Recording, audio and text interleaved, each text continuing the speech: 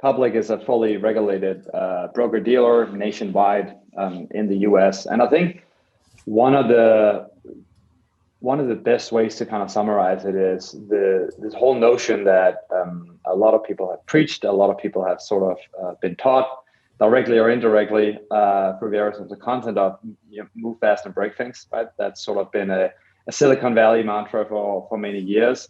And I think more than anything, really what operating a highly regulated industry means is that you cannot just always follow those sort of standard startup rules, if you will, because at the end of the day, you're dealing with people's money. It's a fairly sort of highly regulated industry, and I think in a different way than people might expect from something like an Uber or an Airbnb that also had some regulatory challenges. And so, what that ultimately means is everything can't always happen as quickly as you want it to be. There's another very important stakeholder around the table in most of the decisions that you make, and it's not the usual just.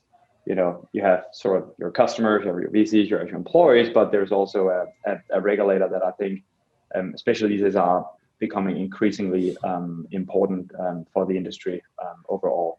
I think that being said, and so that's probably the number one thing, right? I think the interesting thing about regulation is it does present a high barrier of entry. And I think that's why for many years that you didn't also see maybe a lot of startups up until sort of the rise of fintech, maybe, call it half a decade to a decade ago. But finance was one of the last large industries to really sort of be disrupted, for lack of a better word, by various forms of technology startups. And I think as a result of that, consumers' expectations may also be a little bit lower because because technology hasn't been around the finance industry as deeply as it's integrated into it today for several decades. And so that's maybe one of the few sort of positives that you're able to actually create. It's a longer draw, it's more regulated, but you can create some really magical experiences in and around money once you sort of push through that.